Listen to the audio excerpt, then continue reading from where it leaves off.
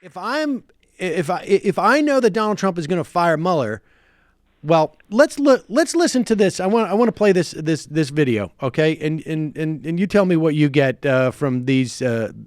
Here's Donald Trump before boarding Marine number 1 to speak at the FBI graduation. This is clip number 1.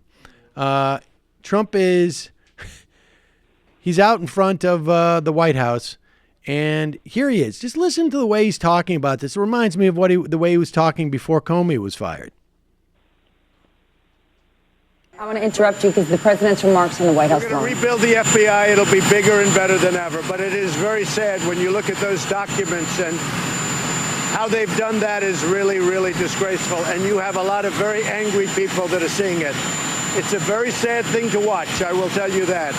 And I'm going today on behalf of the FBI, their new building. And you know, but when everybody, not me, when everybody, the level of anger at what they've been witnessing with respect to the FBI is certainly very sad. Yeah, the level of anger, what they've been looking. Yeah, not me. I'm not angry, but everybody else is. Digby. I know, it's sad. It's very, very sad. It's the saddest thing I've ever seen. I mean, you know, come on. I think people are angry about what they've seen, but not that. I think he's got the anger part down, but I think watching these Republicans basically slag the federal law enforcement. I mean, you know, for people like you and me, Sam, I mean, we've had plenty of beefs with federal law enforcement. I'm not someone who's going to sit here and be, you know, a big booster of the FBI or any of the other, federal policing authorities. I mean, they're often problematic, but that's because they are often very conservative. And in fact, during the campaign, we saw plenty of evidence of that. And often are very authoritarian in their worldview, which, you know, Donald Trump is too.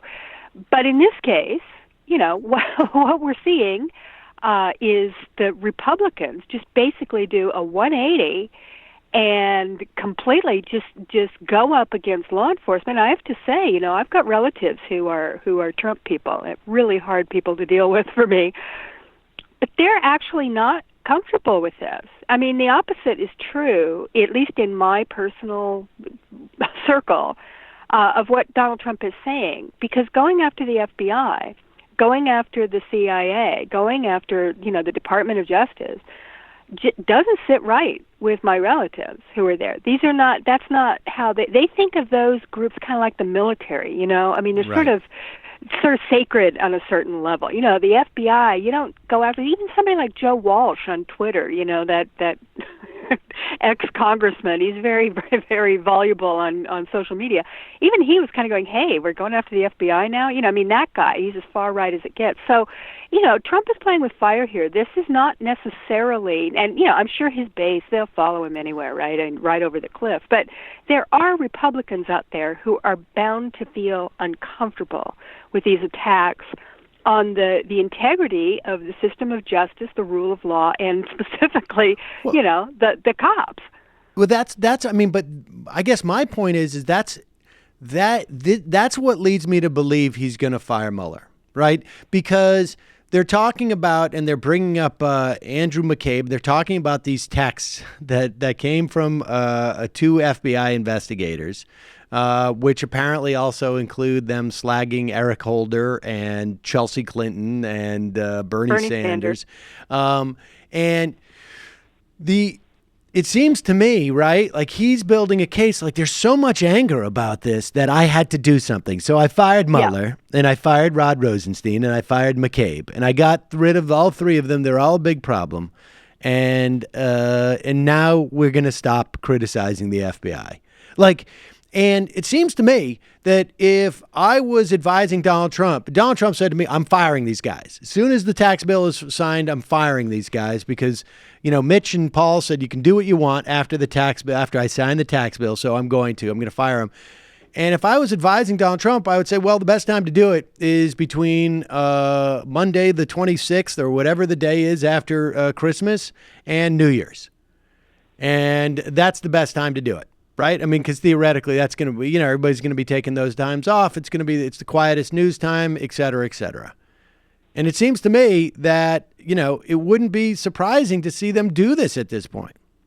Oh, absolutely not. I mean, that's clearly what they're building a case toward. This has been, they were casting about for months trying to figure out the best way to go up against the special prosecutor, the best way to oppose the special prosecutor. And it's tough because Robert Mueller is a Republican, highly respected guy, war hero, all that stuff. I mean, he is, compared to every other special prosecutor we've ever had, he is like the stellar example of what you would want in a qualified, nonpartisan lawman. He's a Republican, but he's never played politics particularly.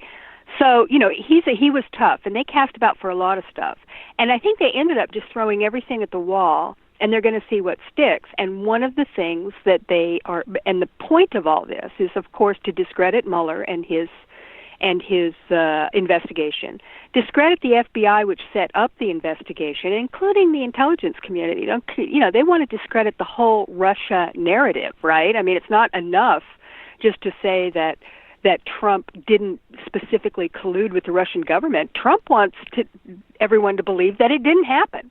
Right. So that's part of what they're doing, is trying to just discredit this whole idea around it. And in the middle of that, they're also throwing up a bunch of smoke about how Hillary Clinton is the real criminal here and we need to lock her up. And all of that is part of this, and it's setting up Donald Trump to, A, fire Mueller, and B, pardon everybody. Because the whole thing is so completely out of control, he just had to do something for the good of the country, right? We have a clip of Trump talking about that there is absolutely, I just want to tell you right now, no collusion. And the real collusion was Hillary.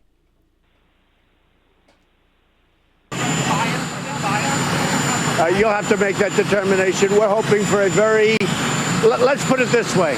There is absolutely no collusion. That has been proven.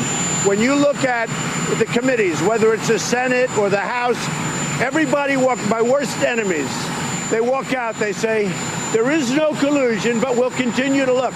They're spending millions and millions of dollars. There is absolutely no collusion. I didn't make a phone call to Russia. I have nothing to do with Russia. Everybody knows it.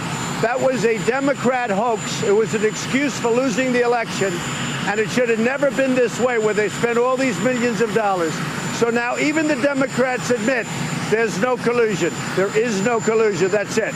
And we got to get back to running a country. What we have found and what they have found after looking at this really scam is they found tremendous, whatever you want to call it, you're going to have to make up your own determination. But they found tremendous things on the other side. When you look at the Hillary Clinton investigation, it was, I've been saying it for a long time. That was a rigged system, folks. That was a rigged system. When you look at what they did with respect to the Hillary Clinton investigation, it was rigged. And there's never been anything like it in this country that we've ever found before. Sometimes you just see his struggles with some of the most basic aspects of the English language, and human things too, I would imagine. But there's no collusion. I don't know if you're aware of that. There was no collusion. No collusion. Except there was. No collusion. And then Hillary, some things on the other side. Thanks. But we got to get back to his whole tone with this just, again, feels like they're about to make some type of move. It feels as though he's come to some resolution in his own mind. You do get that sense, which is, I have, like I said before, I've got to do this for the good of the country. I've got to fix the FBI. I've got to fix the intelligence agency. We've got to get rid of Mueller. He is tainted. They've got all these people who were covering for Hillary. I mean, the overarching narrative here that they have finally gotten, and you can see where Trump gets this. It's purely from Fox News. They have been they've written it down as a script, and they're just repeating it, on a loop, which is that the FBI covered for Hillary Clinton because they wanted her to be the president, and which is bizarre considering the way they behaved.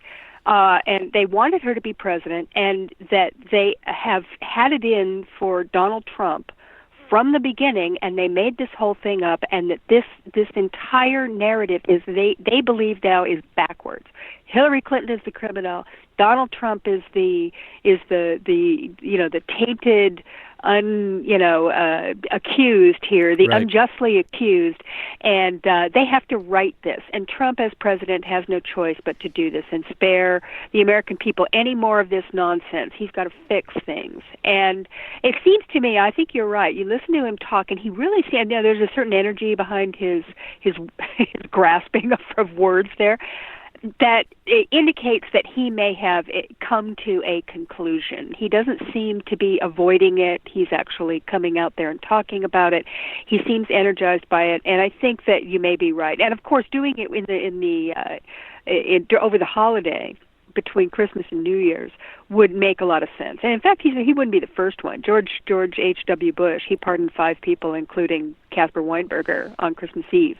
Because he was on his way out the door. Right. I mean, Trump's going to have to face the repercussions here, and they could be extreme. Although I have to admit, I've seen no movement on the part of Republicans really anywhere that any of this is disturbing them. In fact, more of them are jumping on board every day. Look at Lindsey Graham. Yep. Yeah. Hi, folks. Sam Seder here. We still need your help on our Patreon page. YouTube ads have come back, but not nearly as much as we had before. So if you can help us out, any little bit helps. Head over to our Patreon page right at this URL, and you'll help us keep helping you by making videos